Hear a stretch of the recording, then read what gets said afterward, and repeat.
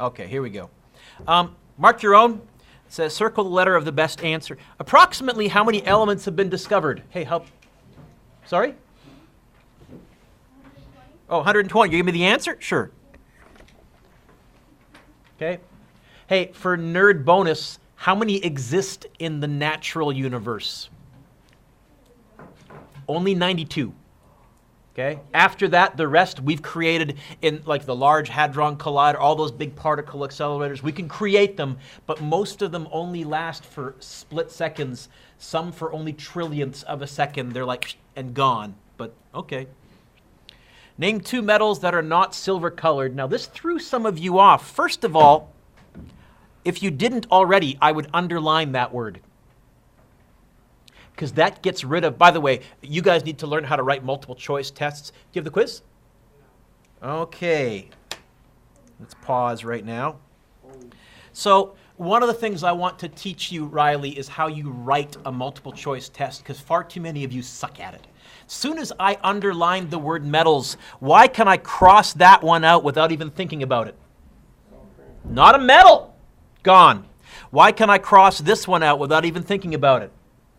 Not a metal. Why can I cross this one out without thinking about it? So even if I don't know the answer, I do. Now, which of these are not silver colored? I guess copper and gold. I've seen gold. It's gold colored. I've seen copper. But even if you actually had never seen copper or gold, by a process of elimination, you can figure it out. A great habit, Kiana, to get into on a multiple choice section of a test, as soon as you know an answer is wrong, cross it out. On the old Math 12 provincial, which had, I think it was 70 multiple choice questions, fully 1/3 of them, you didn't need to finish the question. If you crossed out wrong answers each step of the way, you only had to do about half the question, and you only had one answer that was left. And I taught my kids, quit. I know you want to like solve the equation. You don't need to. You're done.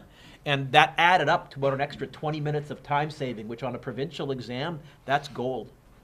Not gold colored, but gold. Okay? So get in that habit. It's a great habit to get into. Even if you can cross out the wrong answers and you have 2 left and you don't know, you've turned it from a multiple choice question with 4 guesses to 2. Oh, that's like a true-false question. The odds are way better of guessing, right? Which of the following is a metalloid? I can't remember what a metalloid, Mr. Dueck. Let's use our process of elimination. I know sodium is a metal. It's on the far left. I know sulfur is a nonmetal. It's in that right group. Silicon. Oh, it's right by the staircase. I'm a little suspicious about silicon because the metalloids were the ones that were partway between metals and nonmetals. They behaved a little like both. So maybe C. Strontium. Oh, strontium's on the far left. It's a metal. Gotta be C. The fact that silicon behaves sometimes like a metal and sometimes like not a metal is why silicon semiconductors are used in computer chips. It's like, hey, we can have it conduct when we want to. We can have it not conduct when we want to, because metals conduct, non-metals don't conduct. Metalloids do both, sort of. What is a period in the periodic table? A vertical column? What's another name for a vertical column? Can you give me one? Yeah. Okay, so you're already going with B? Okay, good. You give me the answer. I agree. Just some vocabulary and some hints about your test Thursday. What are other words for vertical columns? We call them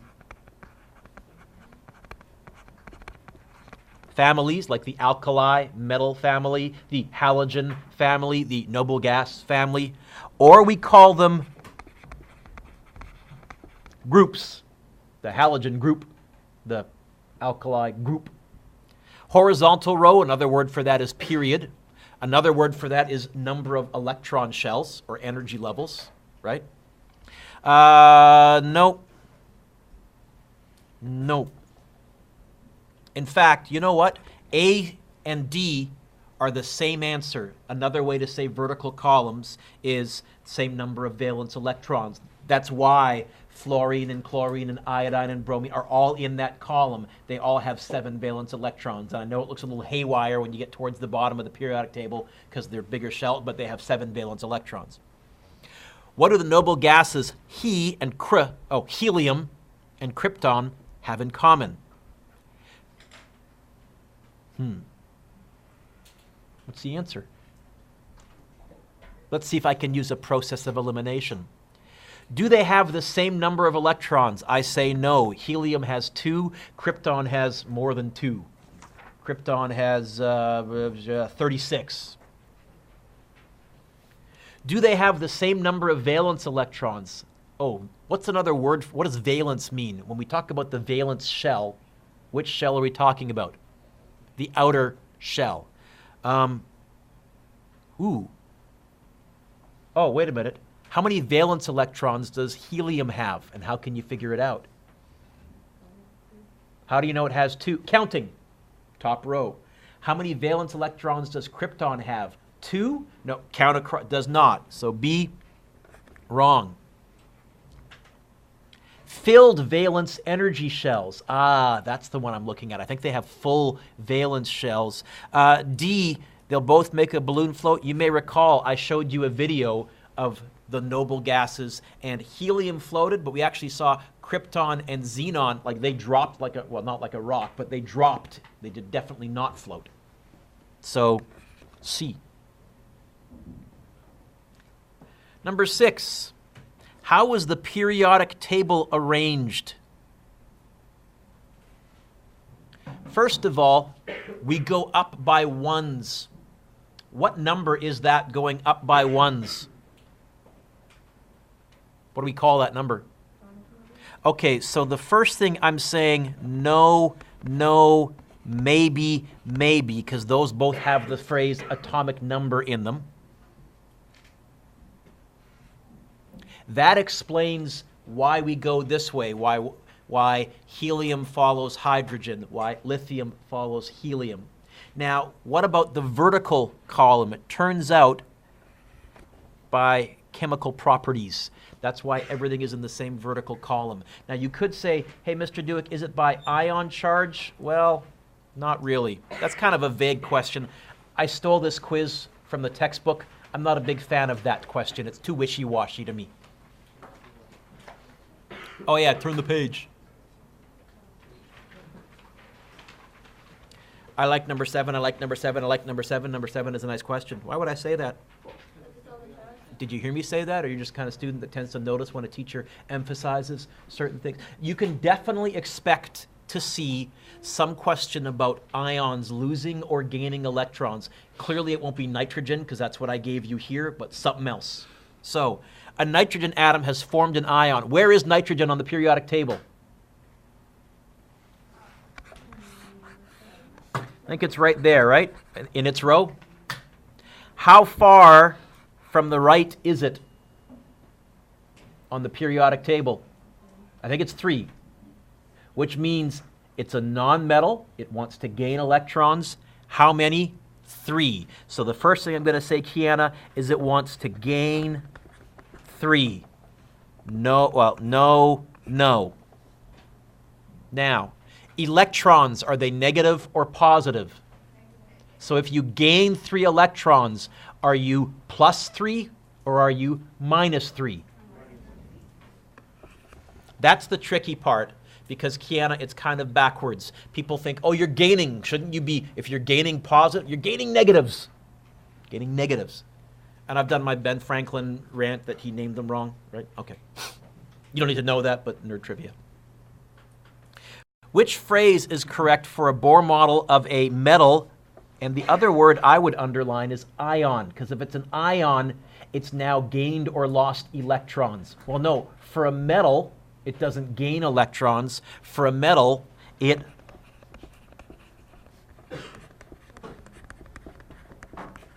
if it's an ion. So you know what that means?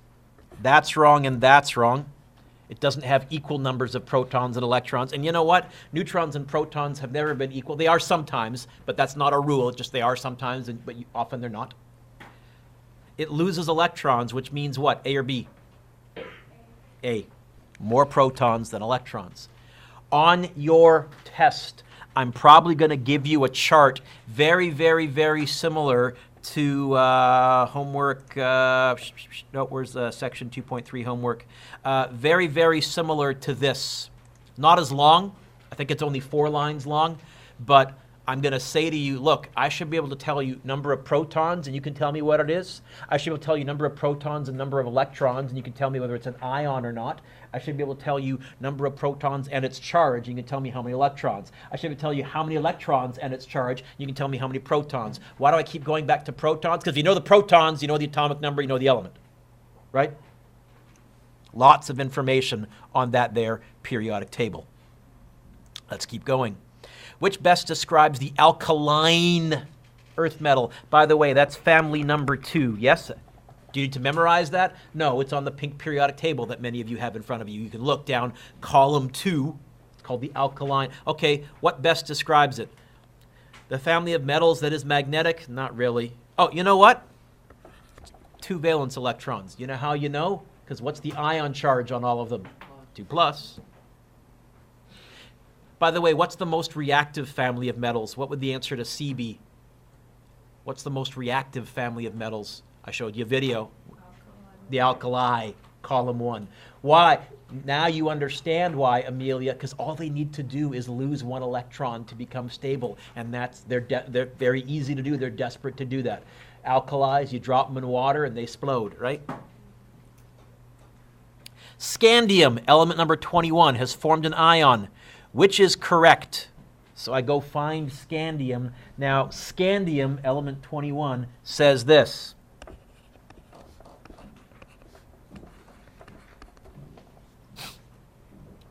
What does that mean? Has it lost? It's an ion. Has it lost electrons or gained electrons? Lost? Wrong, wrong. Right? Giving it a charge of?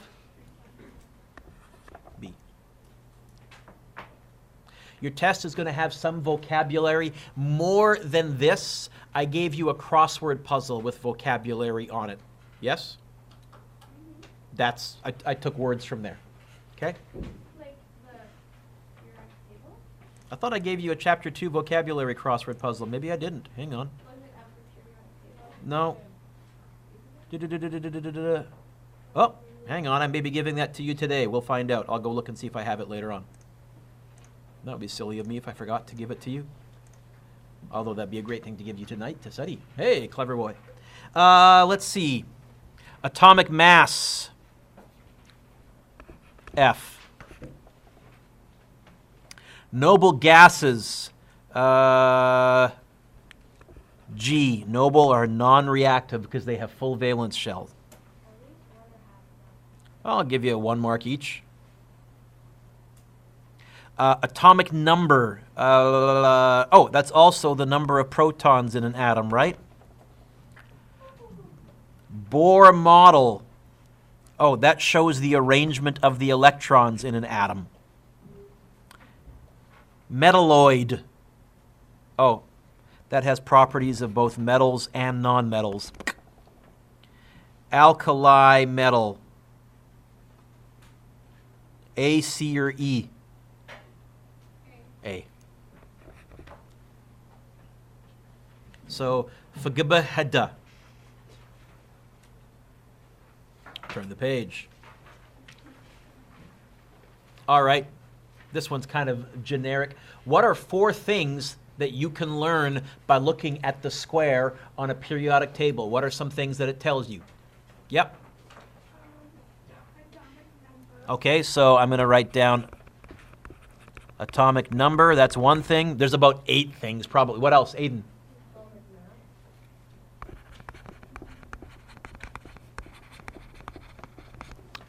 What else? Symbol? What else? Ion charge? Sorry? Yeah, it's 4 marks, 4 things. I think that works, yeah. So what I wrote in brackets if I read. If I read, just saying. What else? Oh, it tells you number of protons. What else? Yep.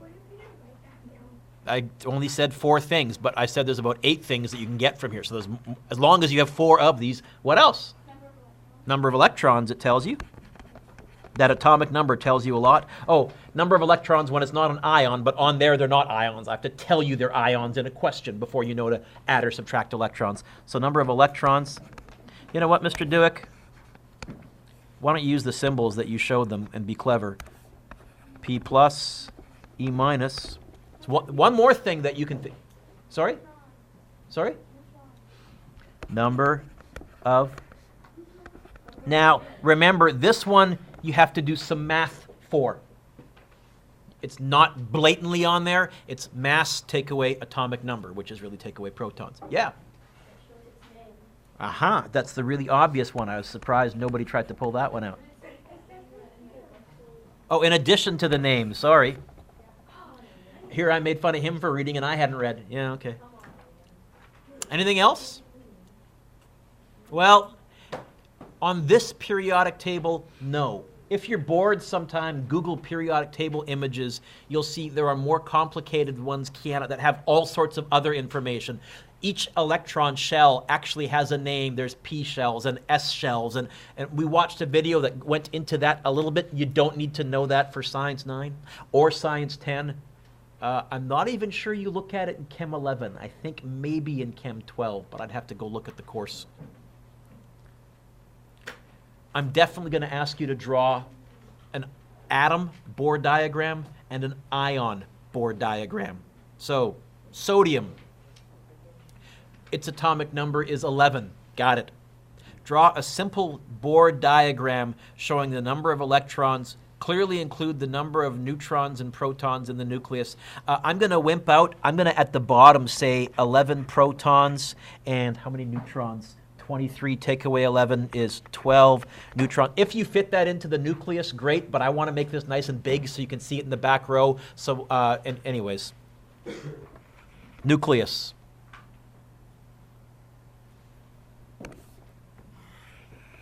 First electron shell.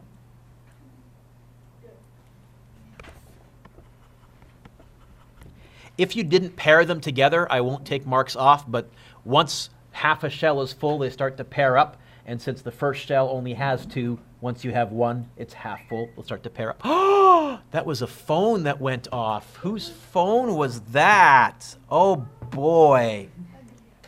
Then there's another electron shell. Okay. Is that full? Yeah, because sodium is in row 3. I know electron shell 2 is full. So it has 1, 2, 3, 4, pair 5, pair 6, pair 7, pair 8. Pardon me? Like that. And then sodium has 1 more shell, and it just has 1 electron. So for 2 marks, what would I look for? I would give you a half mark if somewhere you told me it had 11 protons. I would give you a half mark if somewhere, you know what, Mr. Dueck, you just yelled at them about using the symbols. Why not use the P plus and the N0 symbol? I would give you a half mark if you told me it had 12 neutrons. Then I would give you a half mark if you had the 2 inner shells correct, and a half mark for that. So it's not 2.5. These 2 are worth a half mark together. Okay, so now if you got it right, by the way, you get 2 out of 2. If you have 2, 8, 1, and somewhere you said 11 protons, 12 neutrons, 2 out of 2. But if you zigged somewhere, I'd give you a half for that, a half if I saw that, and then half mark for the single solo ion shell out there, and a half mark for the inner ones. Yep. What if you just put P, not P plus? That's fine, but because I did earlier as well, but I'm trying to get in the habit of using the proper symbols just to reinforce it. Every time I write it, it reminds me of protons positive. Hey, that's a positive, no pun intended. No, really? Okay, fine. I have an answer. Okay, so on 18B, I haven't done B yet. I know. Oh, okay. When we do it, it says Na2+. Yeah. But on the Oh, you know what? It's Na1 plus. You know what? Because I changed the question. The original quiz had you guys drawing calcium, which is 4 rows down, which is such a big drawing, and I hated that, and I forgot to change the ion charge. So it is Na+. Now, if you made it Na2+, let me know, and I'll probably give you marks for that because that's my screw up. But hopefully you looked at your periodic table and you said, hey, you know what? There is still going to be, and there's still going to be, and there's still going to be a nucleus. And there's still going to be an inner shell with 2. And there's still going to be a second shell with 1, 2, 3, 4, 5, 6, 7, 8. Is there going to be a third shell with 1? No, it's an ion. It has given that electron away to a non-metal, which is not in my picture. Did I say ion?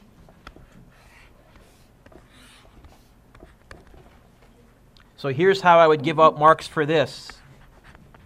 First of all, if you got it right, 2 out of 2. Or sorry, 3 out of 3. This one's worth 3 marks. This one's worth 2 marks. I would give you a half mark and a half mark. I would give you a half mark for the square bracket and a half mark for the ion charge. That adds up to 2 out of 3. Then I would give you half mark for that shell and a half mark for that shell. So if you have still 1 electron in the outer shell, I'm taking off a half mark. Yep. So if you just put like the brackets and a plus symbol. I'd give you 1 out of 3, but I'd also give you the frowning of a lifetime and say you can do more than that. Okay? It tells me, here's what it tells me, Matteo. You recognize that it was an ion, and you know that when it's an ion, we're supposed to show it in a certain way. Okay, that is worth some marks to me. That's not a 0. You know something, but now you know more, right? Hey, what's a valence electron? Sorry? Yep.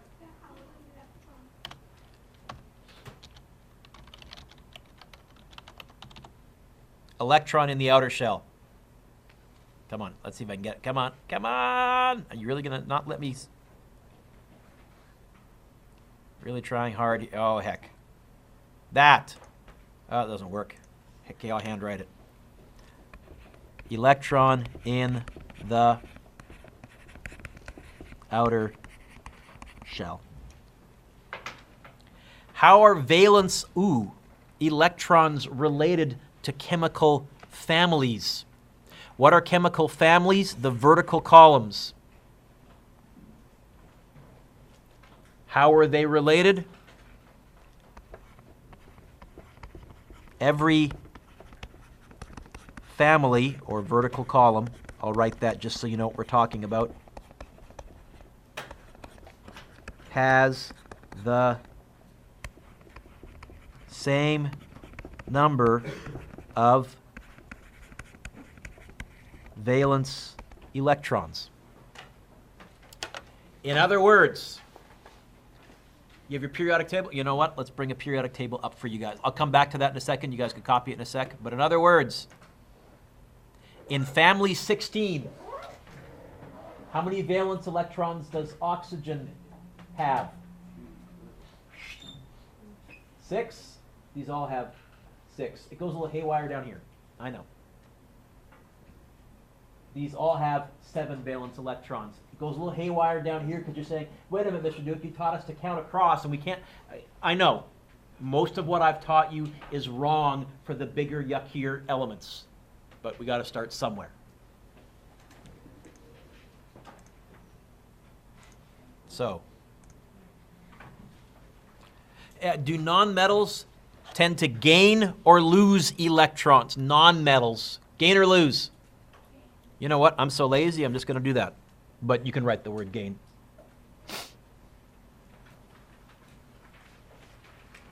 One mark for each of those.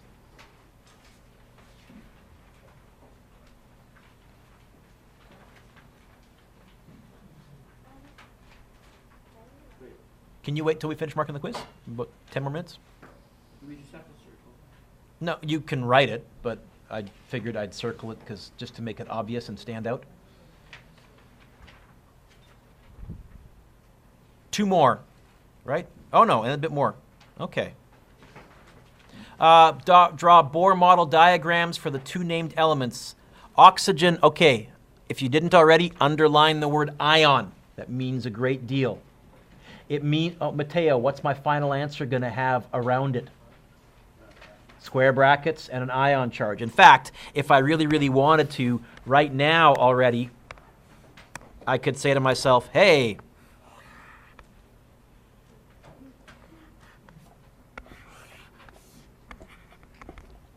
all right, now let's draw it. And again, you can put the number of protons and neutrons in the middle there, or you can write them at the bottom. Oxygen, how many protons? Sorry, I heard someone say it, I think. Yeah. How many neutrons? 16 take away 8, also 8. Okay. Oxygen, I usually just draw in blue because that somehow seems like an oxygen-y color to me for some reason. Nucleus. First electron shell.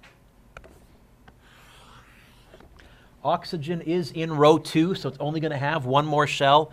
Normally, oxygen would have 1, 2, 3, 4, 5, 6. That's when it's an atom.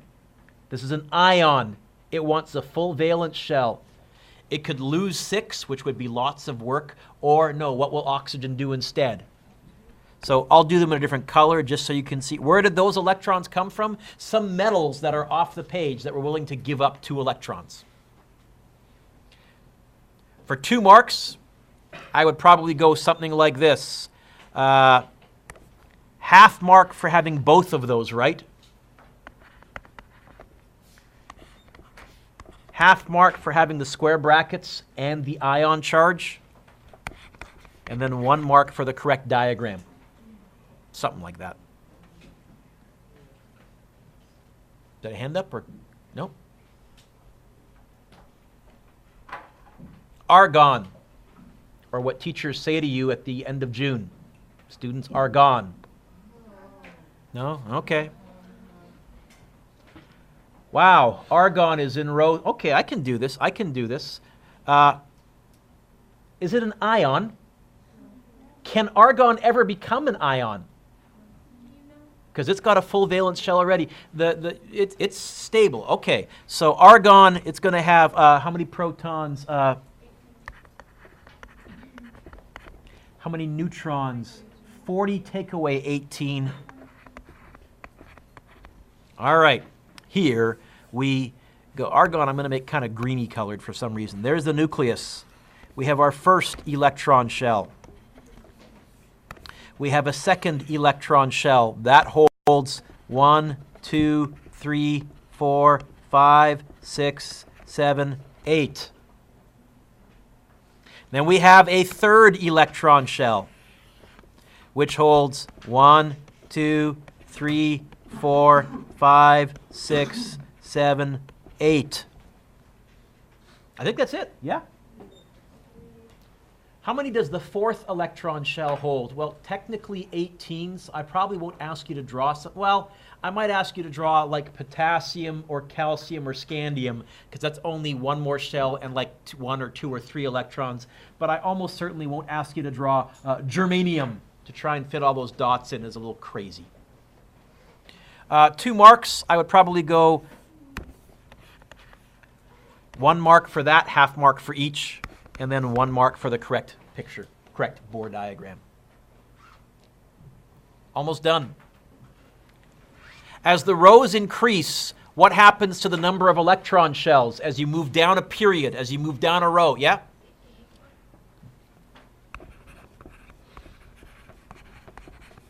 They gain 1. Yep. How many electrons are there in the valence shell of a sulfur ion? Atom, sorry. Count. 1, 2, 3, 4, 5, 6 is correct. How many electron shells would you find in a sulfur atom? 3, 2 full, 1 partly full. 3. Oh, good, yeah, I put a table like this on your test as well. Obviously with different elements than these ones. So, half mark for each one of these. So when you're done, count up the check marks and divide by 2. That's what you get on this question. Magnesium, atomic number 12. What's its ion charge according to this question? So it's an atom, not an ion. I'll just put an A for atom. You can put... Sure. How many protons? 12. How many electrons? 12. Atomic number 8. Hey, that's oxygen. Is this one an atom or an ion? Well, it has an ion charge, so it must be an ion. How many protons?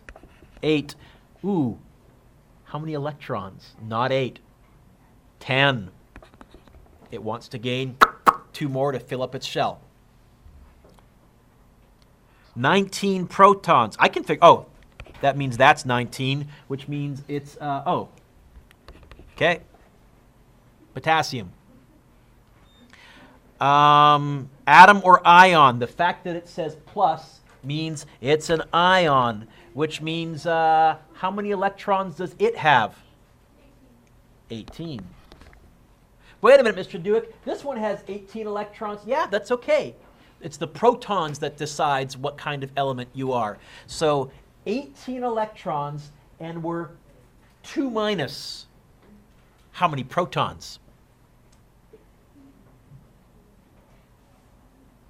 I'll give you a hint. It's either 16 or 20. Let's see. We have 18 electrons, and we're 2 negative. That means we gained 2 electrons. So we must have once had protons, which means it's atomic number 16, which means it's sulfur. Oh, and it's an ion because it's got a charge. 4 electrons. The only way, oh, wait a minute. No ion charge. So 4 electrons, how many protons? 4. Hey, what's the atomic number? 4. What's atomic number 4? Beryllium, and that's an atom. So what's the total? Well, let's see. 1, 2, 3, 4 in each square times 1, 2, 3, 4, 5. I think it's out of 10 because each one's worth a half. 20 gaps. Count the number of check marks and divide by 2.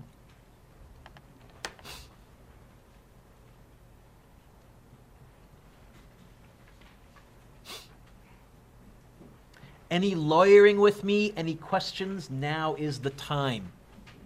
Yep. How many questions in number 24? Yeah. I think there's 20 blanks because look, ready? 1, 2, 3, 4 in each row times 1, 2, 3, 4, 5, I think is 20. See how I use math 8? 1, 2, 3, 4, 5, 6, 7, 8, 9, 10, 11, 12, 13, 14, 15, 16, 17, 18, 19, 20. I think there's 20. And then a half mark for each of them means it's out of 10. So, if you would be so kind as to give yourself a score at the very, very top out of 45. 1 mark for each multiple choice, 1 mark for each vocabulary, and then the written questions, I put in brackets what each one is worth.